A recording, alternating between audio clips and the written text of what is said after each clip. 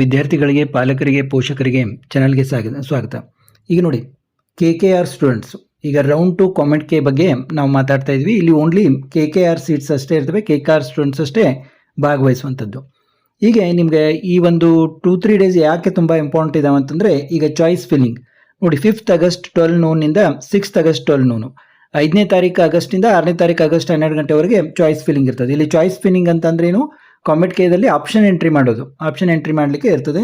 ಆಮೇಲೆ 7th ಅವರು ಈ ಅಲಾಟ್ಮೆಂಟ್ ಮಾಡ್ತೀವಿ ಅಂತಂದಿದ್ದಾರೆ. ಸೀಟ್ ಅಲಾಟ್ಮೆಂಟು ನೆಕ್ಸ್ಟ್ ಡೇನೇ ಮಾಡ್ತಾರೆ, ಯಾಕಂದರೆ ಬಹಳಷ್ಟು ಸ್ಟೂಡೆಂಟ್ಸ್ ಇರೋದಿಲ್ಲ, ಅದ ಕಾರಣ 7th ಸೀಟ್ ಅಲಾಟ್ಮೆಂಟ್ ಮಾಡ್ತಾರೆ. ನೀವು 7th ವರೆಗೆ 10th ವರೆಗೆ ಟೈಮ್ ಕೊಟ್ಟಿದ್ದಾರೆ. ಫೀ ಪೇಮೆಂಟು ಮತ್ತು ಡಿಸಿಷನ್ ಮೇಕಿಂಗು ಮಾಡಬೇಕು. ಅದರೊಳಗೆ ನೀವು ಡಿಸೈಡ್ ಮಾಡಿ ಫೀ ಪೇ ಮಾಡಿ ನೀವು ಜಾಯ್ನ್ ಆಗಬೇಕಾಗ್ತದೆ. ಯಾವಾಗ 11th ಆಗಸ್ಟ್ ಒಳಗಾಗಿ ನೀವು ಜಾಯ್ನ್ ಆಗಬೇಕು. ಮತ್ತು ಒಂದು ವೇಳೆ ನೀವು ಸೀಟ್ ಕ್ಯಾನ್ಸಲ್ ಮಾಡಬೇಕು ನೋಡಿ, ರೌಂಡ್ 1 ಕ್ಯಾನ್ಸಲ್ ಇನ್ ರೌಂಡ್ 2 ಅಂತಂದರೆ ಅದನ್ನು ಕೂಡ ನೀವು 11th ಆಗಸ್ಟ್ 3 PM ಒಳಗೆ ನೀವು ಸೀಟನ್ನು ಕ್ಯಾನ್ಸಲ್ ಮಾಡ್ಬೋದು. ಈಗ ಈ ರೌಂಡ್ 2ದಲ್ಲಿ ಏನೇನು ಇಂಪಾರ್ಟೆಂಟು ಅನ್ನೋದನ್ನು ನಾನೀಗ ಹೇಳ್ತೀನಿ ನೋಡಿ.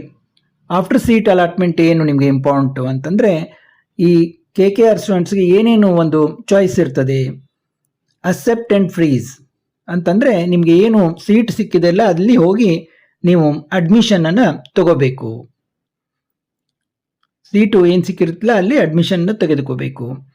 ಇನ್ನು ರಿಜೆಕ್ಟ್ ಆ್ಯಂಡ್ ಅಪ್ಗ್ರೇಡ್ ನೋಡಿ, ಒಂದು ವೇಳೆ ನಿಮಗೆ ಮನಸ್ಸಿಲ್ಲ ಅಡ್ಮಿಷನ್ ಮಾಡಿಸ್ಲಿಕ್ಕೆ ಅಂದರೆ ನೀವೇನು ಮಾಡಬೇಕು, ರಿಜೆಕ್ಟ್ ಮಾಡಿ ಅಪ್ಗ್ರೇಡ್ ಅಂದರೆ ನಿಮ್ಮ ಸಿಕ್ಕಿರುವಂಥ ಕಾಲೇಜನ್ನು ನೀವು ಬಿಡಬೇಕಾಗ್ತದೆ. ನಾಟ್ ಏಬಲ್ ಟು ಹೋಲ್ಡ್ ಸೀಟನ್ನು ಹೋಲ್ಡ್ ಮಾಡಲಿಕ್ಕೆ ಆಗೋದಿಲ್ಲ. ರಿಜೆಕ್ಟ್ ಆ್ಯಂಡ್ ಅಪ್ಗ್ರೇಡ್ ಕಂಪಲ್ಸರಿ ಆಗಿ ನೀವು ರಿಜೆಕ್ಟ್ ಮಾಡಿ ಅಪ್ಗ್ರೇಡ್ ಅಂತ ಅನ್ಬೇಕಾಗ್ತದೆ. ಇಲ್ಲಿ ಅಪ್ಗ್ರೇಡ್ ಅನ್ನೋದಕ್ಕೆ ಏನು ಜಾಸ್ತಿ ಮೀನಿಂಗ್ ಇರೋದಿಲ್ಲ, ರಿಜೆಕ್ಟ್ ಮಾಡಬೇಕಾಗ್ತದೆ ನೀವು. ಯಾಕಂದರೆ ನೀವು 3rd ರೌಂಡ್ಗೆ ಹೋದಾಗ ನಿಮ್ಮದು KKR ಒಂದು ಏನು ನಿಮ್ಮದು ರಿಸರ್ವೇಷನ್ ಹೋಗ್ಬಿಡುತ್ತೆ. ನೀವೆಲ್ಲರೂ ಏನಾಗ್ಬಿಡ್ತೀರಿ, ಜನರಲ್ ಮೆರಿಟ್ ಆಗಿಬಿಡ್ತೀರಿ. ನೆಕ್ಸ್ಟ್ ಏನು ಆಪ್ಷನ್ ಇದೆ ನಿಮಗೆ, ರಿಜೆಕ್ಟ್ ಆ್ಯಂಡ್ ವಿತ್ಡ್ರಾ. ನಿಮಗೆ ನಾನು ಈ ಕಾಮೆಂಟ್ಗೆ ಒಂದು ಕೌನ್ಸಿಲಿಂಗೇ ಬೇಡ ಅಂತ ನೀವು ರಿಜೆಕ್ಟ್ ಮಾಡಿ ನೀವು ಏನು ಪೇ ಮಾಡಿರ್ತಿಲ್ಲ ಆ ಫೀಸನ್ನು ತುಂಬಬೇಕು, ಹೊಳ್ಳಿ ತೊಗೋಬೇಕು. ನೀವೇನಾದರೂ ಫಸ್ಟ್ ರೌಂಡ್ನಲ್ಲಿ ಸೀಟ್ ಸಿಕ್ಕು ಪೇ ಮಾಡಿದರೆ ಅದನ್ನು ನೀವು ವಾಪಸ್ ತೊಗೋಬೋದು. ಈಗಾಗಲೇ ನಾನು ಹೇಳಿದಂಗೆ ಲಾಸ್ಟು 11th ಒಳಗಾಗಿ 11th 3 ಗಂಟೆ ಒಳಗಾಗಿ ನೀವು ವಾಪಸ್ಸನ್ನು ವಿತ್ಡ್ರಾ ಮಾಡಿ ಫೀಸ್ ವಾಪಸ್ಸನ್ನು ತೊಗೋಬೇಕು.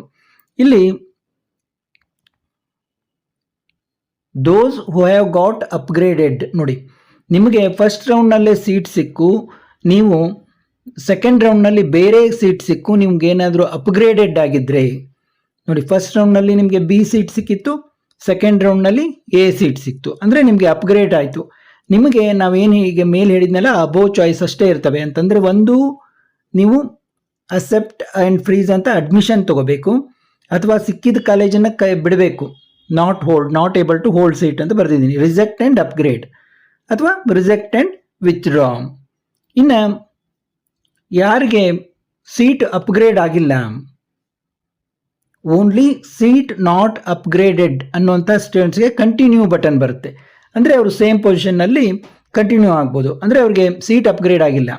ಈಗ ಫಸ್ಟ್ ರೌಂಡ್ನಲ್ಲೂ B ಕಾಲೇಜೇ ಸಿಕ್ಕಿತ್ತು, ಸೆಕೆಂಡ್ ರೌಂಡ್ನಲ್ಲೂ B ಕಾಲೇಜೇ ಅಲಾಟ್ ಆಗಿದೆ, ಅಂಥವರು ಕಂಟಿನ್ಯೂ ಅಂತ ಒಂದು ಬಟನ್ ಕೊಡ್ತಾರೆ. ಅವರು ಒಂದು ಕಂಟಿನ್ಯೂ ಇದನ್ನು ಮಾಡಿ ಕಂಟಿನ್ಯೂ ಮಾಡ್ಕೋಬೋದು. ಆದರೆ ಅವರು ಕೂಡ ಏನಾಗ್ತದೆ, ಜನರಲ್ ಮೆರಿಟ್ ಸ್ಟೂಡೆಂಟ್ಸ್ ಜೊತೆನೇ ಕಾಂಪಿಟೇಷನ್ನ ಮಾಡಬೇಕಾಗುತ್ತೆ.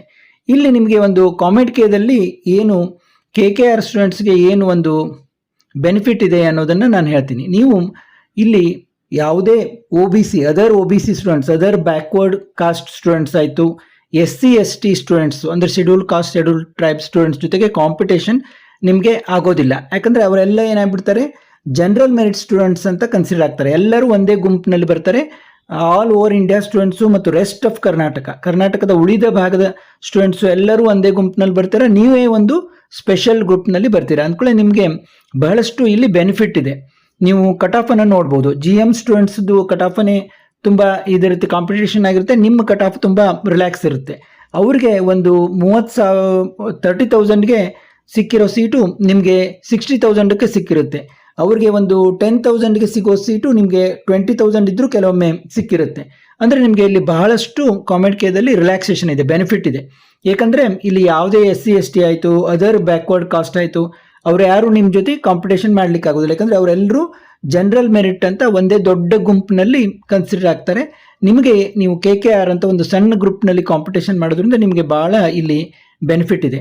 ಆದ ಕಾರಣ ಈ ರೀತಿ ಬೆನಿಫಿಟ್ ಇರೋದ್ರಿಂದಲೇ ಅವ್ರೇನು ಮಾಡಿದ್ದಾರೆ, ಇಲ್ಲಿ ನಿಮಗೆ ಸೆಕೆಂಡ್ ರೌಂಡ್ನಲ್ಲೇ ನೀವು ಡಿಸಿಷನ್ನ ತೆಗೆದುಕೊಳ್ಬೇಕು. ಇಲ್ಲಿ ನಿಮ್ಮ ಡಿಸಿಷನ್ ತುಂಬ ಇಂಪಾರ್ಟೆಂಟ್ ಆಗುತ್ತೆ. ಸೆಕೆಂಡ್ ರೌಂಡ್ನಲ್ಲೇ ನೀವು ನಿಮ್ಮ ಡಿಸಿಷನನ್ನು ತೆಗೆದುಕೋಬೇಕಾಗ್ತದೆ.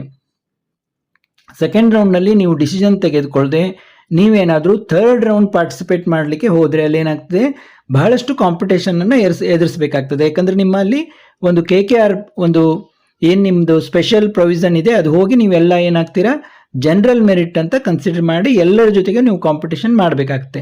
ಮತ್ತು ನಿಮಗೆ ಇಲ್ಲಿ ಈಗ ಅಕ್ಸೆಪ್ಟ್ ಆ್ಯಂಡ್ ಅಪ್ಗ್ರೇಡ್ ಅಂತ ಇರೋದಿಲ್ಲ. ನೀವು ರಿಜೆಕ್ಟ್ ಮಾಡಿ ಮತ್ತೆ ಫ್ರೆಶ್ ಆಗಿ ಅಲ್ಲಿ ಪಾರ್ಟಿಸಿಪೇಟನ್ನು ಮಾಡ್ತೀರಿ. ರಿಜೆಕ್ಟ್ ಆ್ಯಂಡ್ ಅಪ್ಗ್ರೇಡ್ ಅಂತ ಇರುತ್ತೆ. ಅಂದರೆ ನೀವು ರಿಜೆಕ್ಟ್ ಮಾಡಿ ನಾವು ಥರ್ಡ್ ರೌಂಡ್ನಲ್ಲಿ ಭಾಗವಹಿಸ್ತೀವಿ ಅಂತ ಹೋದಾಗ ನಿಮಗೆ ಯಾವುದೇ ಮೇಲಿನ ಕಾಲೇಜು, ಅಂದರೆ ಇದಕ್ಕಿಂತ ಈಗೇನು ನಿಮಗೆ ಸೆಕೆಂಡ್ ರೌಂಡ್ನಲ್ಲಿ ಏನು ಸೀಟ್ ಸಿಕ್ಕಿದೆ ಅದಕ್ಕಿಂತ ಉತ್ತಮವಾದ ಕಾಲೇಜು ಸಿಗದೇ ಹೋಗಬಹುದು.